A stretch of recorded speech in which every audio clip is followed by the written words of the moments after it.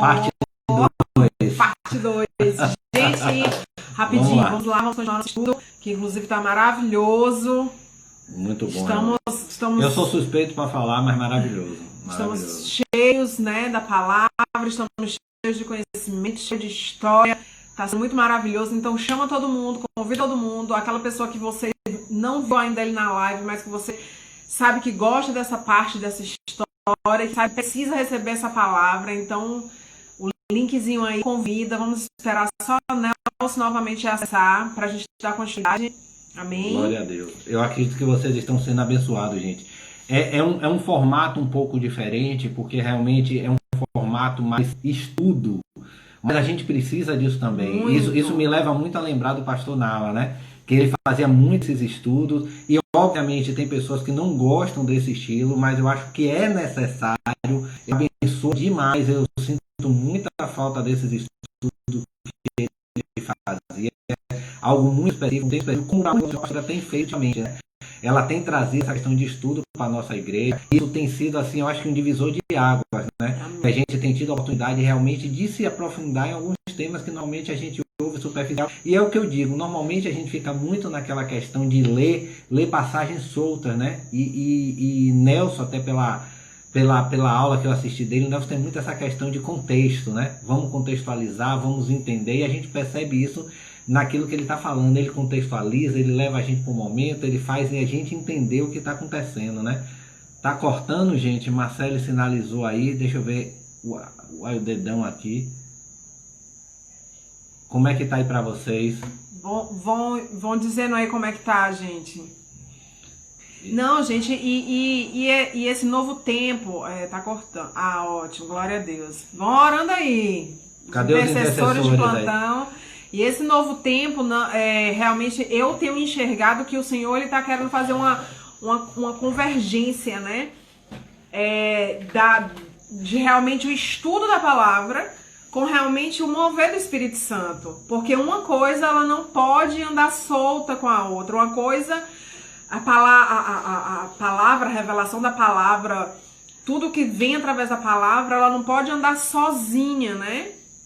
E nem apenas realmente o mover do Espírito. Então eu enxergo para esse novo tempo, para esse novo que o Senhor está trazendo, essa convergência mesmo. É palavra e é Espírito andando juntos.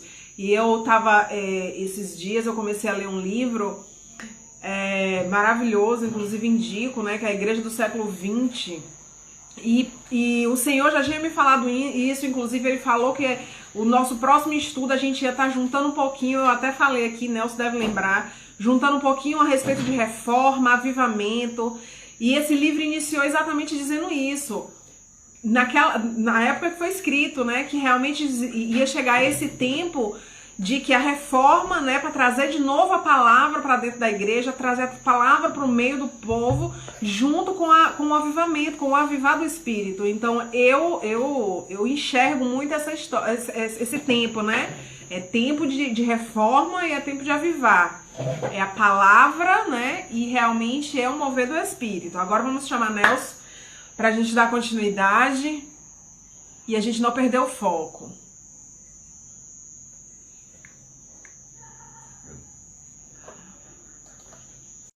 Só esperar. Tá faltando gente voltar, viu? Vamos lá. Vamos cutucando essa turma que saiu aí. Vamos continuar. Pronto, podemos? Vamos lá. Podemos? Tá me ouvindo direito? Tá cortando? Como é que tá, pessoal? Tá achando que tava cortando um pouquinho o Jorge. Tá cortando? Como é que tá aí? Tá, ficou um pouquinho. Mas... Tá beleza? Então vamos embora, vamos continuar. Então se tiver um delayzinho aí, a gente... Não tem problema não. Eu fico calado, pode deixar. Olha bem. Então o que acontece? O que acontece? Deus levantou o sacerdócio, né? O propósito do sacerdócio, para ele servir de um modelo, de um exemplo para o povo dele, né? Para o povo dele. O sacerdócio, ele tinha essa função de apresentar o povo diante de Deus, as demandas do povo diante de Deus, apresentar os sacrifícios, as ofertas diante de Deus, ser esse intermediário, né? E quando Jesus, quando o escritor aos Hebreus, né, um pouco antes da década do ano 70, né, ainda quando existia o templo, ele vai começar a escrever e ele, na narrativa dele, ele vai tentar, né, escrever para um público judeu, né, provavelmente um público judeu já convertido, pelo que a gente entende da leitura, e ele vai falar sobre a supremacia de Cristo em diversos aspectos, né? A supremacia de Cristo em diversos aspectos. A supremacia de Cristo em relação aos anjos. Cristo e o livro de Hebreus mostra Cristo superior aos anjos. Cristo superior a Moisés. Mostra Cristo superior aos sacerdotes, ao sumo sacerdote. Mostra o pacto da nova aliança superior ao pacto da antiga aliança. Mostra a superioridade da fé em relação à observância, à mera observância da lei sem a fé. E aí a gente vai começar a ver, e ele vai apresentar Jesus Cristo como esse sumo sacerdote que está à destra de Deus Pai, intercedendo por nós. Esse sumo sacerdote que não há defeito, que nele não há mácula, ele não foi constituído por homens, né? Ele vem da linhagem de Melquisedeque, daquela que não é contada, você não tem como contar a linhagem dele, não vem daquela sequência de sacerdotes que se corromperam e que eram homens pecadores e que, para que eles estivessem diante da presença de Deus, primeiro eles tinham que sacrificar por si, porque eram pecadores. Eles tinham que sacrificar primeiro pelos seus próprios pecados e depois eles representarem o povo diante de Deus, porque eles não tinham condições, porque eram pecadores, eram homens pecadores como os demais homens. Mas Deus separou estes homens para que eles representassem o sacerdote. E por isso que quando Jesus, que ele é o propiciador dessa nova aliança, né? Ele é a oferta perfeita dessa nova aliança. Então, a partir de Jesus Cristo, como sacerdote, como sumo sacerdote e como sacrifício perfeito, por isso que os cristãos, eles não sacrificam, porque o sacrifício foi feito de uma vez por todas. Jesus morreu pelos pecados de todos, por aqueles que ainda vão nascer em 2020, 2016. O pecado de Jesus Cristo alcança eles, alcança toda a geração, todas as gerações. Não é necessário que todos os dias a gente lance Jesus na cruz, martírio Jesus, não. Ele nos redimiu a humanidade. Aí ele vai falar que é para todo aquele que crê nele, ter esse acesso a essa graça, a essa porta, a esse favor imerecido de Jesus Cristo. Então, a gente nota que, em meio àquilo que parecia totalmente desordenado, que um ambiente totalmente, vamos dizer assim, improvável para que o Filho de Deus se manifestasse, o Redentor se manifestasse, foi justamente aquele ambiente em que Jesus se manifestou, contrariando todas as expectativas. Os judeus esperavam uma coisa, Jesus se manifesta, contrariando a expectativa, né, deles, e cumpre o propósito pelo qual ele veio à Terra. Ele veio padecer, e a Bíblia vai dizer que agradou a Deus moê-lo, mas não por maldade, por isso, mas porque a justiça de Deus tinha que ser cumprida para que eu e você tivéssemos acesso a esta graça. Amém. Houve, assim como na antiga aliança, né, a remissão de pecado por substituição. Antes, quem pecava trazia uma pomba, um cordeiro, um bode, ou seja lá o que for, uma ovelha. E no momento em que ele estava diante do sacerdote, o rito ele pegava a mão direita da pessoa que era pecadora, colocava em cima da cabeça daquele animal, em sinal de transferência. Olha, eu pequei, mas os pecados vão sair de mim e vão para este animal. E por isso que o animal tinha que ser imolado, tinha que ser morto. E o sacerdote ia lá, degolava o animal, e aspergia o sangue, e partia aquele animal, e sacrificava, tocava fogo naquele animal, porque simbolizava isso. E Jesus Cristo foi partido por nós. Jesus Cristo, ele morreu, ele se entregou pelos nossos pecados, para que hoje nós tivéssemos acesso a essa graça, tivéssemos acesso a esta maravilhosa graça.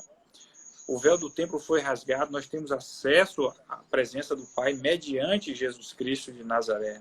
Toda vez que nós chegamos diante da presença de Deus Pai, nós chegamos no nome de Jesus Cristo, mediante a Ele, por intermédio dEle. E tudo que é conferido a nós, autoridade no mundo espiritual, tudo é por intermédio desta graça. Foi porque o sangue de Jesus Cristo foi derramado na cruz do Calvário e nós chegamos. Um momento bastante emblemático na crucificação de Jesus Cristo é quando vão falar, mas esse homem é inocente, vocês vão sacrificar esse homem, vocês vão... Falar assim, não, nós assumimos, nós reivindicamos o sangue dele. Que o sangue desse homem, se ele for inocente, caia sobre nós e nossa casa. E assim foi feito. Eles não sabiam o que eles estavam falando, mas o sangue de Jesus Cristo foi justamente, até mesmo pelos algozes, para que o sangue de Jesus Cristo fosse derramado por toda a humanidade, para limpar, lavar os pecados da humanidade, de todos os pecados. Né? Aí quando a gente nota o plano da salvação, a gente fala assim, meu Deus, que coisa. Quando parece que não tem solução, quando parece que o tempo fechou, eles dizem, rapaz, não tem mais para onde sair. Deus, ele é craque em nos surpreender, em trazer de novo, ele trazer de novo, e postaram aqui, ó, que lindo, mas é justamente isso, é uma beleza em Deus, é uma beleza em Deus. Deus, ele é expert em surpreender o povo dele, por isso que ele sempre pediu para o povo dele que confiasse no Senhor. Ele vai dizer que os homens, eles certamente eles caem, eles falham, né? E ele vai dizer assim, ó, sabe de uma coisa? Seja todo homem mentiroso e Deus verdadeiro. Quando você colocar entre a promessa que Deus fez para você e as circunstâncias que a gente está envolvido e as coisas que a gente, no nosso meio, elas são desfavoráveis, a gente tem que trazer ao nosso coração essa palavra e dizer assim, ó, seja Deus verdadeiro e todo homem mentiroso. Todo homem mentiroso. Né? Quando as portas estão fechando, quando nós temos diagnósticos desfavoráveis, quando a gente olha para a situação que a gente não gostaria de que está passando na vida, seja na vida particular, seja ministerial, seja do evangelho, mas temos uma certeza que nós estamos andando de encontro, né, aos propósitos de Deus. Eles estão pode dizer.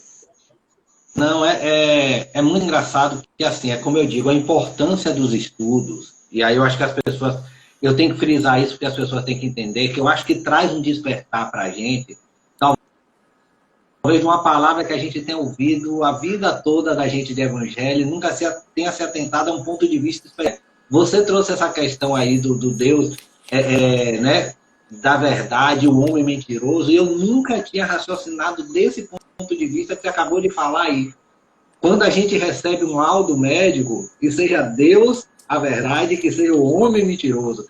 Quando a gente recebe uma notícia ruim, gente, eu nunca tinha parado para pensar desse jeito. Verdade. É algo que se torna muito confuso, porque a gente diz assim, por que eu vou tratar o homem como mentiroso? Por que eu vou tratar a pessoa que está do meu lado como mentiroso? Por que eu vou tratar meu filho? E aí, a questão do estudo traz isso, que eu acho que é tremendo.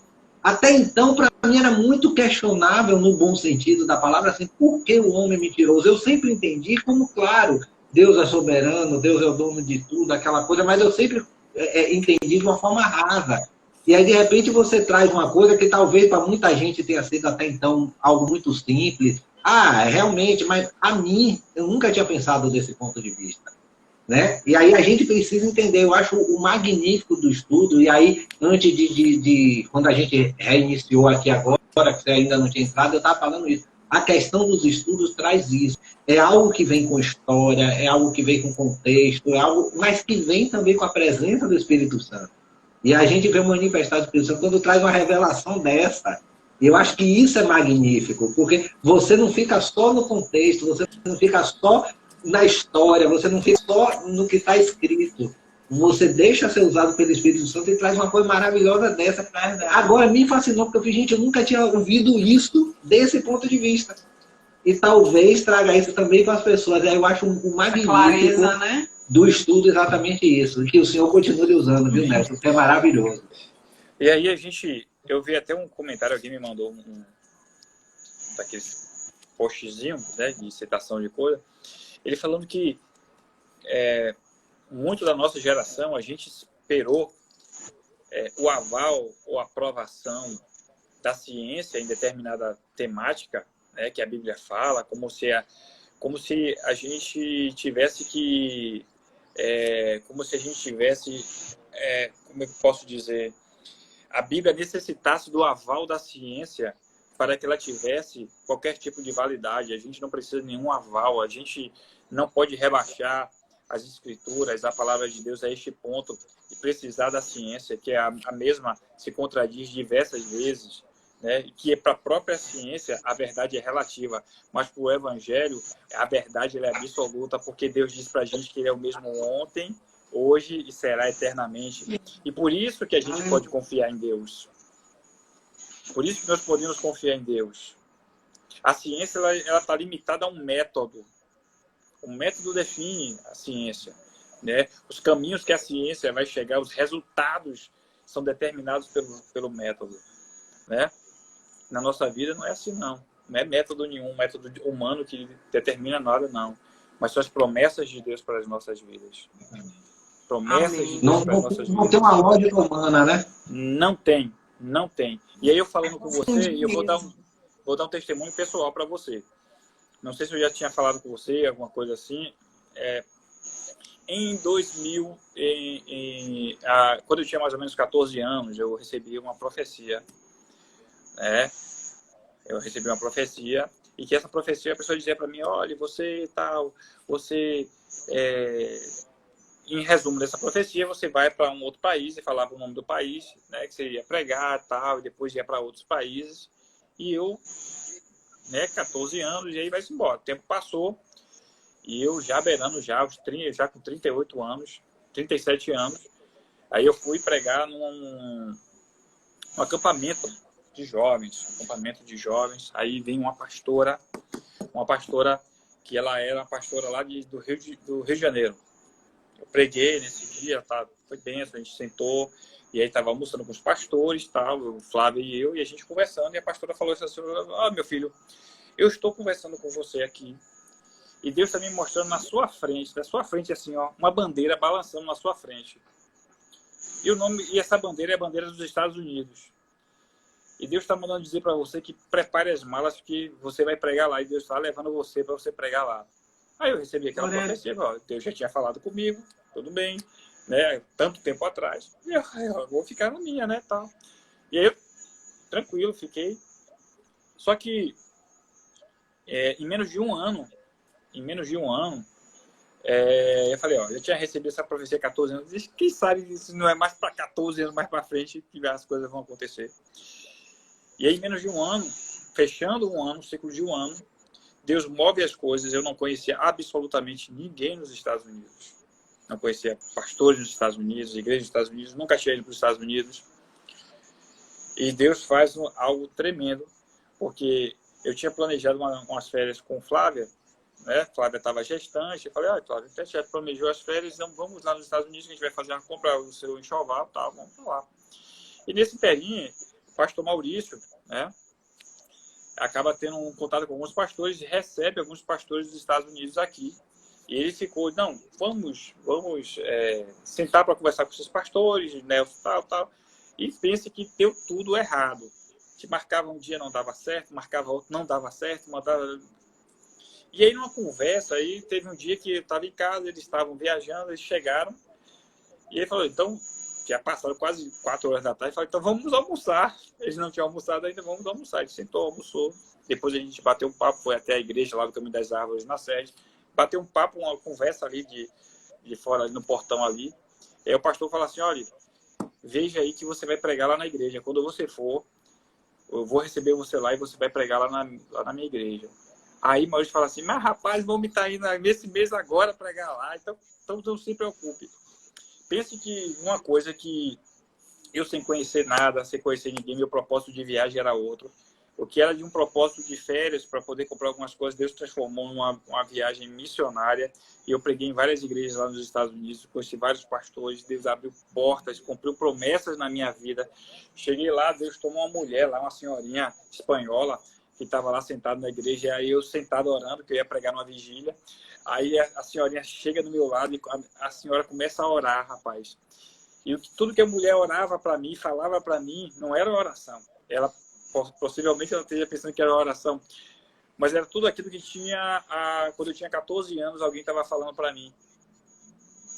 Tudo que falaram para mim nos 14 anos que Deus ia fazer e tal, e Deus já tinha começado a cumprir e que ia cumprir, Deus estava usando aquela mulher para falar de novo naquele momento para mim.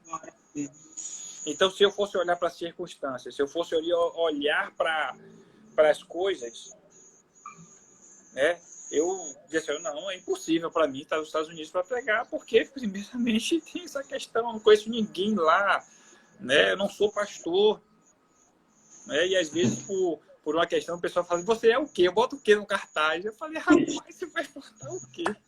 Qualquer coisa. Os homens queriam me botar como presbítero, eu digo, não me consagre não, porque o povo da minha igreja não me consagrou. Então, se não me consagrou, deixa como eu tô aí, eu quero ser o que eu sou. Né? E aí eu estava lá e foi bênção de Deus, cumprimento de promessas na minha vida, e isso vai de encontro a tudo que a gente pode imaginar, porque a minha história, Jorge, ela começou, quem conhece a minha história começou na Santa Cruz, né? A minha história começou na Santa Cruz. Eu era uma pessoa que a minha família não tinha recursos, a minha família era uma família pobre, né? Eu comecei a frequentar o Caminho das Árvores com 14 anos e nesses 14 anos, que eu comecei a conhecer 14 anos, eu não perdia um culto e quando era dia de domingo, eu ia andando da Santa Cruz para o Caminho das Árvores e voltava 3 vezes por dia. Então eu descia, a ladeira da Santa Cruz, andava toda aquele Itaigara, ia para a igreja, cultuava de manhã, voltava para a tarde de novo, tinha atividade, voltava de novo, e tinha culto de novo, e voltava de novo, pro culto de novo. E assim foi minha vida. E Deus, ele fez e quando a gente não tinha muita expectativa em relação à questão financeira, né? Deus fez uma mudança aí estúpida na minha vida, né? Além das minhas expectativas, Deus fez e Deus continua fazendo, e eu continuo me admirando. E eu creio que não é para meramente ele dizer assim, não, Nelson, agora você tem condições de fazer isso ou aquilo. Não, mas há um propósito de Deus para uma determinada coisa. Eu costumo dizer que aquele que chama é o mesmo responsável pela logística. Aleluia. Deus provê as coisas. Se é questão de dinheiro, eu tenho amigos que não têm dinheiro para nada. Ele faz evangelismo, entrega sopa, Deus moveu o coração dos homens, viram ele? Deus moveu o coração dos homens. Esse homem saiu daqui, foi para a Europa, para pregar na Europa, foi para pregar na Suíça, foi para pregar na África, foi pregar na Argentina, sem R$1 no bolso. Tudo patrocinado. Deus abrindo porta, Deus investindo no ministério. Eu fico estarrecido, Jorge.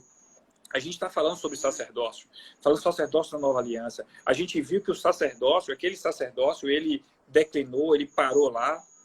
né? A gente sabe que existe a figura de Cristo como esse sumo sacerdócio que intercede por nós hoje, mas o sacerdócio naquela sequência, ele parou lá, né? E aí o que acontece? O sacerdócio parou, a questão cerimonialista. Só que o princípio, como a gente vem falando do sacerdócio, ele perdura. E tanto é que a gente usa o termo sacerdócio para falar dos dons ministeriais, para falar de presbítero, para falar de diácono, para falar de bispo, para falar de seja lá do que for. A gente usa a questão do sacerdócio. A gente fala de sacerdote porque ele virou um princípio. Né? Ele virou um princípio, a maneira de ser, de se portar, de uma maneira de nós servirmos a Deus, né? Com todo o zelo e todo o esmero que aqueles homens serviram, né? Por um período, ou pelo menos o que era para ser, né? O que era para ser. Então, e quando a gente nota hoje várias coisas acontecendo, pessoas, e me desculpe a palavra, muitos meninos na fé, que não entende a Bíblia, que lê a Bíblia pela metade, que não conhece de Bíblia, não conhece de história, não conhece de nada, ganhando públicos e mais públicos, arrebanhando diversos jovens, porque às vezes preferem aquilo que está na moda, aquilo que é correto, aquilo que é certo. Eu fico admirado, sabe como? Eu não vejo isso em nenhuma outra religião. Não vejo isso em nenhuma outra religião. Se você for tratar de religiões de matriz africana, se você for falar do candomblé, se você for falar da Umbanda, eles tratam aquilo ali de uma seriedade. Você pode ser novo como for, a pessoa pode ser iniciante, nova de idade, mas trata aquilo ali numa seriedade. E você vai notar que quando essas pessoas se convertem, eles são diferenciais dentro da igreja. Essas pessoas que tiveram experiências lá fora, quando eles se convertem genuinamente ao Senhor, eles são diferenciais da igreja. Diferenciais de busca, diferenciais de relacionamento, diferenciais em ser usado por Deus. Agora, a nossa geração, ela está tendo um problema muito grave, porque ela não está observando determinados requisitos que a própria Bíblia vai trazer para a gente. Quando em Hebreus ele vai falar, Hebreus 13:7, ele vai dizer assim, ó, lembrai-vos dos vossos pastores, que vos falaram a palavra de Deus, a fé dos quais imitais, atentando para a maneira de viver deles. Você vai imitar uma fé, não é do que está na moda, não. Você vai imitar a fé de toda uma vida de alguém que tem um testemunho na vida, aquilo que foi cobrado dos sacerdotes, aquilo que foi cobrado dos presbíteros, aquilo que foi cobrado dos diáconos. Se essas pessoas têm uma vida de testemunho, têm uma vida ilibada, não é o cargo, mas ele vai ser, observe a vida deles, a fé deles durante a trajetória deles. Se essa fé é uma fé genuína, se essa fé é inspiradora, siga. Se esta fé é uma fé inspiradora, siga. Paulo vai dizer para Timóteo, combati o bom combate, acabei a carreira e guardei a fé, Timóteo. Sou o mesmo. Passei por tudo e fui provado, fui tentado, naufraguei, e fui espedrejado, desci de cesto. Mas, Timóteo, eu cheguei ao final da minha fé e guardei a minha carreira. Por isso que o apóstolo Paulo ele é tão inspirador. Porque é um homem que a gente não analisa um trecho da vida dele e o restante diz, não, mas o restante de reprova. Mas a gente analisa a pessoa como um todo e vê que ele não é um símbolo de insucesso. Quando a gente analisa Jesus Cristo, porque Jesus é esse que dividiu a história antes e depois dele, porque mesmo na cruz não foi o palco da vergonha, foi o pódio da vitória de Jesus Cristo sobre a morte. Foi Cristo pagando uma dívida sobre as nossas vidas. Amém. Foi Cristo pagando a dívida. Nelson, eu já falei algumas vezes, eu me identifico muito com a sua forma de pensar o evangelho, porque, de fato, você sai um pouco daquela coisa que está em moda hoje. Hoje, quando a gente tenta seguir o evangelho quer que a gente siga, a gente muitas vezes é tratado como radical, como fariseu, né? Uma vez uma pessoa recém-convertida ao evangelho, que aí eu não vou julgar a questão do convertimento dele ou não, quando questionado a respeito, você agora é crente, ele fez, eu sou, mas não sou radical. O que ele queria dizer com não sou radical é eu não sigo as regras como deveriam ser seguidas. Né? Porque hoje quem segue as regras da Bíblia é taxado como radical. Então hoje, o que as pessoas estão fazendo, e aí a gente está falando de um culto jovem, feito por jovens para jovens, o que as pessoas estão querendo fazer, principalmente no trabalho de jovem, é transformar a igreja no que o mundo é, atrair os jovens, para quando eles estiverem aqui dentro, fazer uma transformação. Mas como é que você vai transformar dentro de um ambiente que não é transformado? Como é que você vai querer transformar o jovem dentro do ambiente que não é transformado, que eles estão achando tudo que eles estão achando lá? E aí, eu dentro da uma parte da família de minha mãe, vem daqueles evangelhos de antigamente, né? Dos chamados hoje radicais, daquelas roupas, dos tradicionais, daquelas roupas, do que não pode isso, não pode ouvir aquilo. E eu sempre tive uma identificação como isso sendo o crente. Né? E aí, em alguns momentos, me assusta quando me vem mostrar um tipo de crente que hoje pode tudo. Né? Eu acho muito legal as pessoas falam assim, o que importa não é o que entra, o que importa é o que sai, o que importa não é a roupa. Mas eu não estou falando de evangelho simplesmente, a roupa descreve quem você é. O seu modo de se vestir mostra quem você é. Eu estou falando independente de evangelho. O seu modo de falar, muitas vezes, mostra quem você é, independente do evangelho. Não que a gente não possa aceitar, dentro de um ambiente evangélico, pessoas que sejam diferentes, que fogem ao padrão. Por exemplo, é obrigado aqueles cabelões grandes, é obrigado aquela saia. Não estou falando disso, mas eu estou dizendo que tem determinadas coisas que o seu interior se transforma e que essas coisas se transformam, eu digo por mim mesmo. Eu já tive uma aparência um pouco diferente do que eu tenho hoje, mas não é porque eu quis mudar minha aparência para convencer ninguém de nada. É que o Deus a quem eu sirvo hoje me fez algumas mudanças e isso vem da minha forma de pensar, de enxergar o mundo. Coisas que eram importantes lá atrás que hoje não são mais. Eu acho que hoje a gente está negociando demais o evangelho.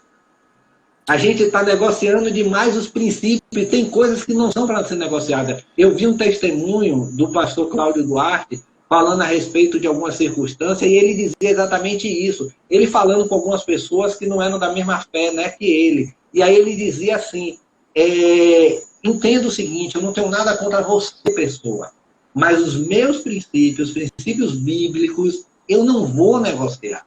Eu não vou sentar aqui para discutir com você e você tentar me convencer de algo que é um princípio bíblico. E eu acho que é isso que hoje está acontecendo. A gente está negociando princípios bíblicos. Eu não estou falando aqui de roupa, de palavreado, não estou falando disso, mas eu estou falando de princípios bíblicos. Eu acho que esse é o grande problema. E Paulo foi um grande exemplo disso. Paulo abriu mão de uma vida que ele levava, de forma de pensamento que ele tinha. Paulo, ele fazia tudo anteriormente, quando se fala Paulo era matador de cristão, mas ele fazia em nome de Deus, que ele achava que era o certo. Ele teve que mudar tudo aquilo, aquela forma de pensar, e dizer, não é mais assim que eu enxergo, agora é assim. Ele mudou os princípios dele. Né? Paulo, então eu acho que é isso, é você mudar a forma de enxergar o mundo. Paulo mudou a forma dele enxergar o mundo. Você estava falando aí, Jorge, e o que me veio aqui, acredite que eu estava quase chorando aqui, velho. Quase chorando aqui. Tava falando aí, eu tava chorando. Sabe por quê? Porque eu tenho visto uma geração que... daqui a pouco eu vou ler uma passagem que vai definir essa geração, o que está acontecendo nessa geração, mas isso se dá por falta de uma estrutura. A igreja foi feita para funcionar e o próprio Deus vai estipular de como essa igreja deveria funcionar, de que modo deveria funcionar essa igreja. E quando ela não funciona desse jeito, a gente tem... Você ter uma pessoa hoje, crente, para ela, jovem crente, e esse jovem, ele entende que a igreja é som, que ele entende que igreja é curtir, que ele entende que igreja é roupa da moda, que ele entende que igreja... Eu não tenho nada a ver contra isso. Isso são coisas acessórias, isso são coisas que não importam. Se a igreja vai ser branca, preta, amarela, verde, parede da igreja. A gente tem discutido muito sobre coisas superficiais. Mas o jovem, ele não sabe mais o que é se relacionar com Deus, não sabe o que é o poder de Deus.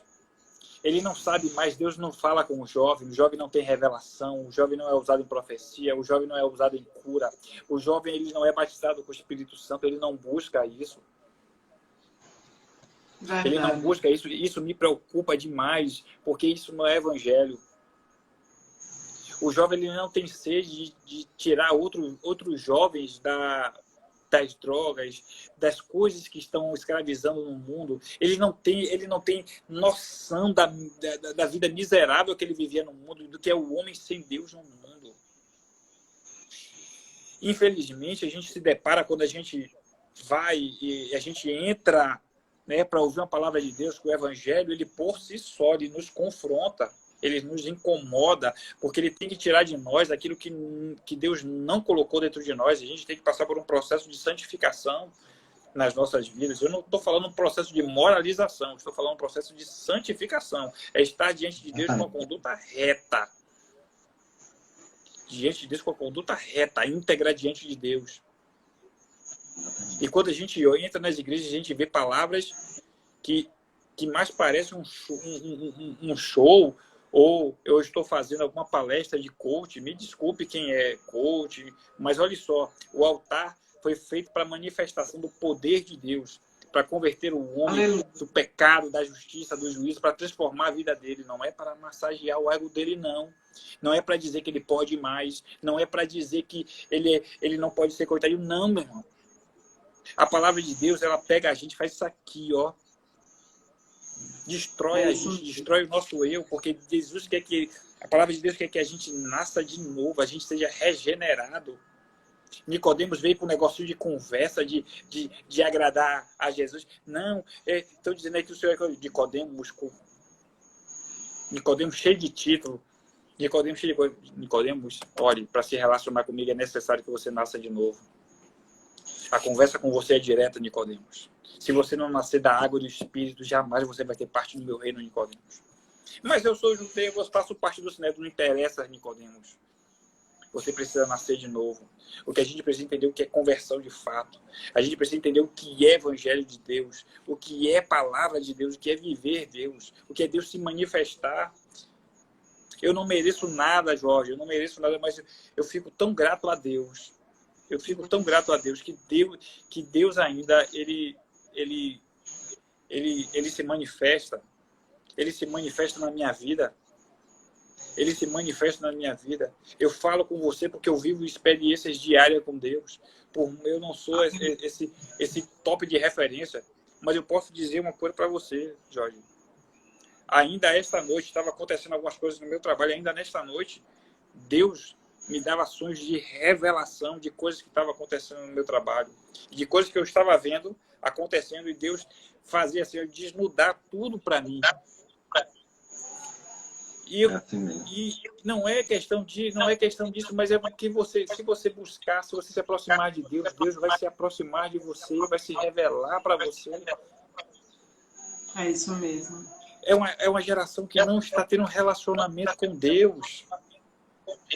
Os homens que o apóstolo Paulo ele vai usar, né? Ele vai falar em 1 Coríntios 4:1. Ele vai usar duas palavrinhas que ele vai dizer assim, ó, que os homens, o primeiro versículo, que os homens nos considerem como ministros de Cristo, que os homens nos considerem como ministros de Cristo e despenseiros dos mistérios de Deus, né? Aí ele vai falar que quando ele fala ministro, ele está usando uma palavra grega que é oikonomos. Essa palavra, ele está trazendo o quê? Ele está dizendo o seguinte: no Império Romano existia um tipo de pena capital que era o sujeito que era condenado a remar nas galés. Não sei se vocês já assistiram um filme chamado Ben-Hur. Ben-Hur. Recomendo que assistam. Ben-Hur. É um filme mais ou menos de umas 3 horas. Ele vai retratar sobre isso. E o filme termina justamente com a crucificação de Jesus. É um filme histórico, muito, muito bacana. E ele vai dizer assim: olha, eu sou esta figura que foi condenada a remar esse barco, a me sacrificar por vocês. Paulo diversas vezes vai falar assim: olha, eu padeço para que vocês tenham uma vida, tenham alegria, tenham prosperidade, tenham gozo, mas eu padeço por isso. Quando Paulo está lá falando em Efésios, capítulo 4, ele vai falar da estrutura, de como falando de sacerdócio, falando da estrutura. E eu vou ler para vocês aqui, do versículo 10 ao versículo 16. Ele vai dizer assim, ó: Ele mesmo deu uns para apóstolos, outros para profetas, outros para evangelistas, outros para pastores e doutores, querendo o aperfeiçoamento dos santos, para a obra do ministério. Aí ele vai dizer os propósitos: para a edificação do corpo de Cristo, até que todos cheguem à unidade da fé e ao conhecimento do Filho de Deus, o homem perfeito, à medida da estatura completa de Cristo, para que não sejamos mais inconstantes, levados a todo vento de doutrina. Lá em cima ele destacou um monte de gente: apóstolo, profeta, evangelista, pastor, doutor. A igreja está se estruturando. Aí ele vai dizer assim: para que você não seja levada para todo vento de doutrina, pelo engano dos homens, que com astúcias enganam fraudulosamente, antes seguindo a verdade em amor, crescendo em tudo naquele que é o cabeça de Cristo, do qual todo o corpo, bem ajustado e ligado pelo auxílio de todas as juntas, segundo a justa operação de cada parte, faz o aumento do corpo para a sua edificação em amor. Ele vai dizer que, olha, a igreja foi estruturada, essas partes que estão aqui são necessárias para a saúde da igreja. Quando essas coisas funcionam, a igreja tem saúde. Quando essas coisas funcionam, quando essas pessoas cumprem o papel pelo qual elas foram determinadas por Deus, a igreja tem saúde. O evangelho é preservado. As pessoas que usam o evangelho de maneira fraudulosamente, elas não vão ter espaço.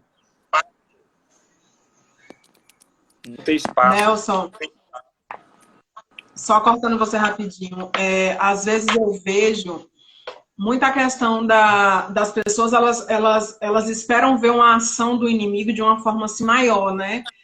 Elas não conseguem ver esse sorrateiro, né? Esse raposinha que chega ali realmente a querer destruir sem que as pessoas entendam, né? Conquistando sem que as pessoas entendam.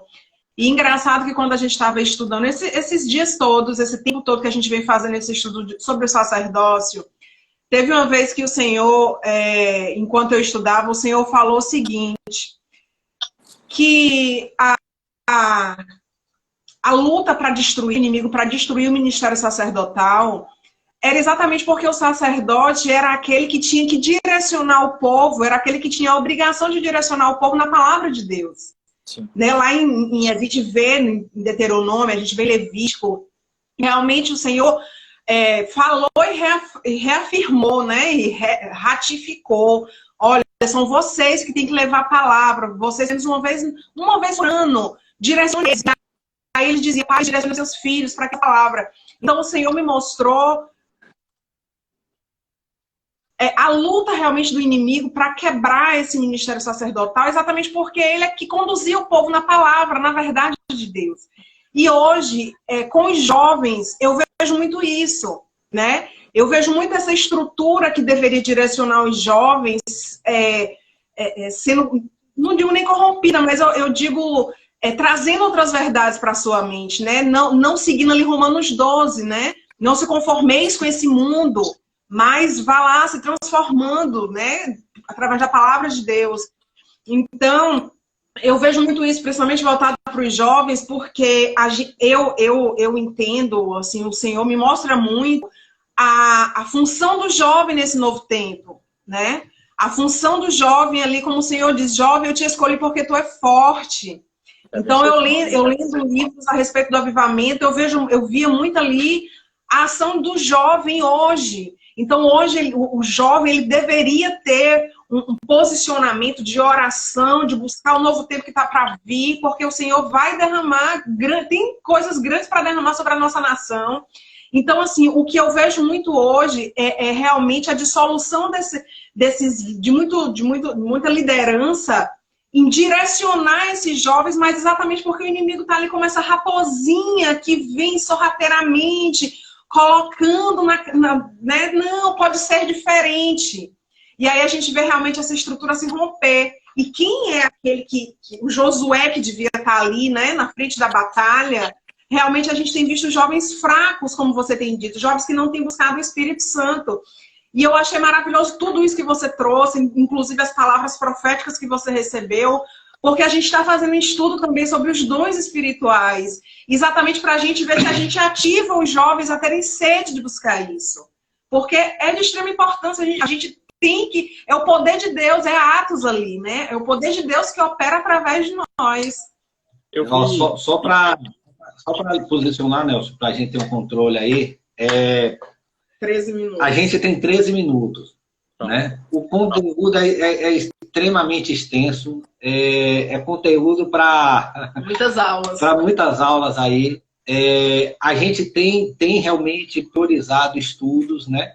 Então, assim, a gente vai tentar manter realmente nesses 13, que agora já são 12, né? Vou botar 10 aí, para, se for o caso, a gente marca um outro momento, a gente marca uma continuação nesse sentido aí, mas porque realmente as pessoas começam a se dispersar depois de um certo tempo, né? E aí, assim, então vamos tentar manter mais 10 minutos Amém. Aí aproximadamente para...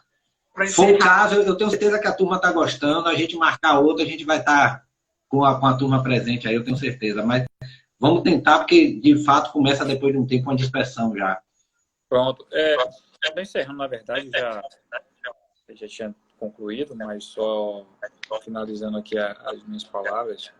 E assim, você falou que ia ler uma palavra que ia mostrar o que está acontecendo hoje. Eu estou esperando essa palavra. Né? Pronto. Já li um versículo aqui de quando a gente fala sobre a formação dos fraudulentos que se produzem, e você vai ver o que está acontecendo em Judas capítulo 1, versículo 3, 4. Judas, Evangelho de Judas 3, 4. Ele vai dizendo assim, olha como Judas vai falar. Amados, querendo eu empregar toda a diligência para vos escrever acerca da salvação que nos é comum, senti a necessidade de vos escrever, exortando-vos a batalhar pela fé de uma vez por todas foi entregue aos santos. Pois certos homens introduzirão com dissimulações, introduzidos com dissimulações, os quais desde já muito estavam destinados para este juízo, homens ímpios, que convertem em dissolução a graça do nosso Deus.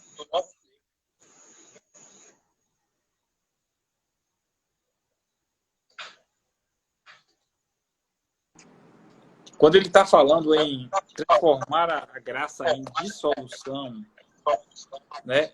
Ele está falando de transformar a graça numa graça imoral, numa graça depravada, numa graça desprovida de moralidade.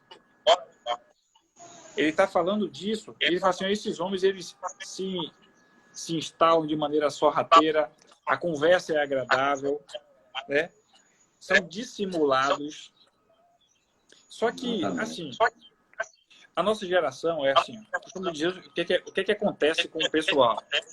A nossa geração, de uns 15 anos para trás, o negócio começou a não ficar muito bacana. Quem teve a oportunidade de ser bem tutoriado, amém. Quem não teve, aí a gente lamenta muito. Porque o que acontece? Eu posso chegar para essa geração, eu posso chegar para meu filho. Meu filho tem 10 meses. Né? Ele está crescendo. Quando ele tiver já uma compreensão, eu posso pegar aqui em casa e pregar café. Pego o café e começo, já com 2 anos, 2, 3 anos, e vou dar café para meu filho. Vou pegar ele, vou dar um café preto, botar no copinho um café preto, e vou dar o café preto para meu filho. Só que quando eu for dar café para meu filho vai dizer assim, papai, o que é isso aqui? Aí eu vou dizer, meu filho, isso aqui é Coca-Cola. Essa é Coca-Cola. E ele vai bebendo Coca-Cola. Papai, cadê a Coca-Cola? Tá tomando a Coca-Cola dele. Pensando que é Coca-Cola. Porque alguém disse, porque eu disse a ele que aquilo ali era Coca-Cola. Só que ele não sabe o que é que ele está tomando. Ele não sabe o que é que ele está vivenciando. Por quê? Porque a maioria do nosso aprendizado, ele é por comparação. Né? Ele é por comparação. E mesmo acontece com o evangelho da nossa geração. Alguém está vendendo alguma coisa que não é evangelho para a nossa geração. E eles estão comprando e bebendo essa coisa, achando que é evangelho. Mas não é evangelho. E eles aceitam dizendo que é evangelho porque eles nunca experimentaram o verdadeiro evangelho. Nunca experimentaram o evangelho. Nunca tiveram relacionamento com Deus. Nunca viveram coisas íntimas com Deus. Nunca viveram maravilhas com Deus. É você orar e Deus responder para você. É você orar e chegar a poucos minutos, uma pessoa que você nunca conhece na sua vida está trazendo a resposta para você. É Deus te usar para ser resposta de oração para alguém que está orando e fala assim, rapaz, eu estava aqui, velho, pedindo a Deus aqui uma providência, pedindo a Deus uma palavra, pedindo a Deus aqui uma provisão, e você foi o recado de Deus para a minha vida. É você ser ferramenta e instrumento de Deus. É você ter relacionamento com Deus, se relacionar com Deus. Isso eles não podem dar. Isso eles não podem dar porque eles não viveram. Eles não conhecem. Amém. É verdade. Agora cabe a nós nos encorajarmos. E é o que Judas vai falar. Olhe, eu venho falar de outro aspecto, mas agora eu venho para despertar vocês a batalhar pela fé, que de uma vez por todas foi dada aos santos. Eu quero proclamar a igreja a se despertar, a batalhar pela fé, a batalhar pelo evangelho, a batalhar pela sã doutrina, a batalhar pela manifestação da presença de Deus, por aquilo que é salutar, por aquilo que é verdadeiro.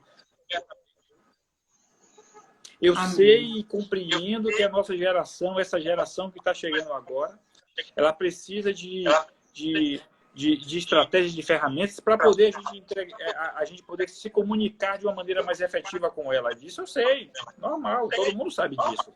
Né? Todo mundo sabe disso. Vocês têm uma linguagem extremamente jovial, né? E vem passando isso, mas passar isso com responsabilidade, porque isso não é oba-oba, isso não é festinha social, isso não é... Né? Isso aí é reino de Deus. Né? Isso é reino de Deus.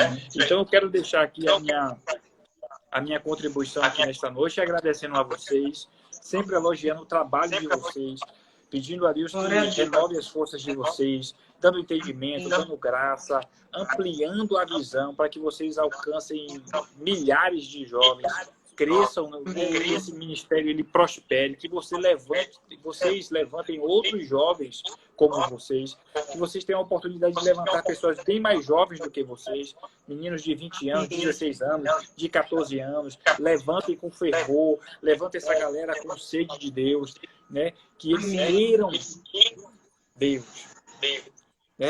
E que eles achem em vocês referências e que oportunidades sejam dadas a eles para que eles trabalhem também, para que eles afiem as espadas deles, né? Pessoas que realmente estão com compromisso com Deus, né? Isso é requerido de nós e fica aqui o meu agradecimento, fica aqui meu agradecimento mais uma vez, né? Pelo convite e assim incentivar vocês caminhada, viu? Tenha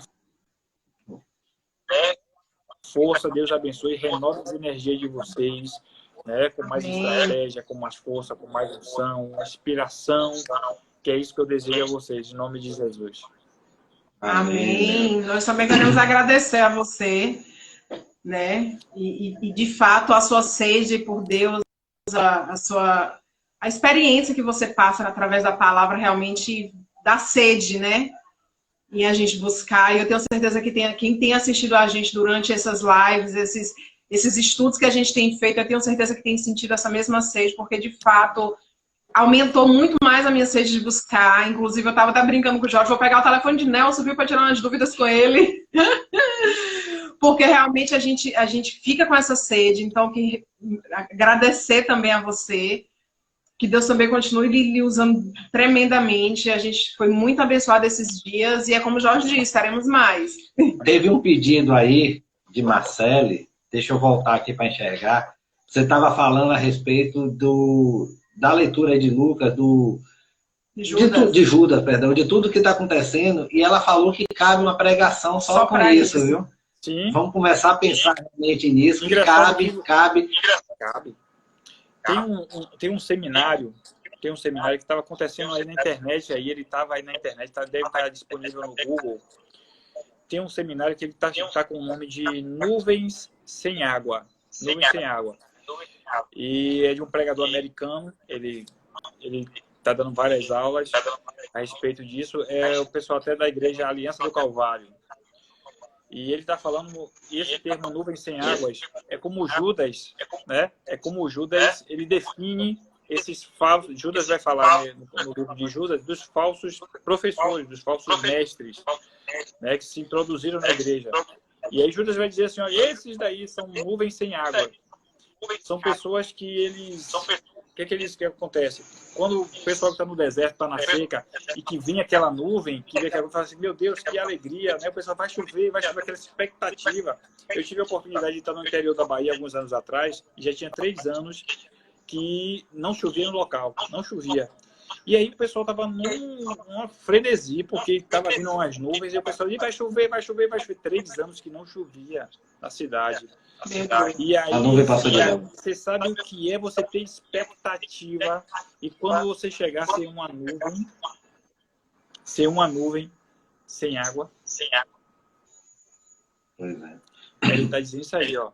Esses falsos mestres, esses falsos ensinamentos são nuvens sem água. Ele vai gerar frenesi, ele vai gerar uma comoção, ele vai gerar toda a expectativa, mas vão ser expectativas frustradas. Porque o que estão te oferecendo não é o real, não é o verdadeiro. Vale a pena assistir. Fica aí a dica, viu? Um forte abraço para todos vocês. Lembrei agora de 1 Coríntios. Vai cair, a gente não vai ter tempo. Que fala lá que o amor nunca morre, mas havendo profecias. Lembrei dessa palavra agora. Nelson, agradecer a você, o tempo está corrido, você sabe que minha admiração por você é muito grande, a gente vê em você uma pessoa que tem um compromisso, uma pessoa que realmente busca Deus e que a gente vê que Deus usa. Então, assim, mais uma vez, falar da minha admiração por você aqui, pelo trabalho que você tem feito aí na obra, e prepara aí que vai vir mais coisas, a gente não vai ficar só nisso não. Tá? Agradecer a presença de cada um aí, de cada um que ficou até agora. Uma noite abençoada para cada um. Um resto de noite abençoado. Um domingo abençoado. Amanhã nós estamos aqui, 10 horas da manhã. Culto, EBD. Também presencial. A gente voltou presencial com algumas limitações, mas lá presencial e aqui também. Então, um beijo no coração de cada um de vocês. Nelson, um beijo na família. Que o Senhor continue nos abençoando. Amém. Tchau, tchau.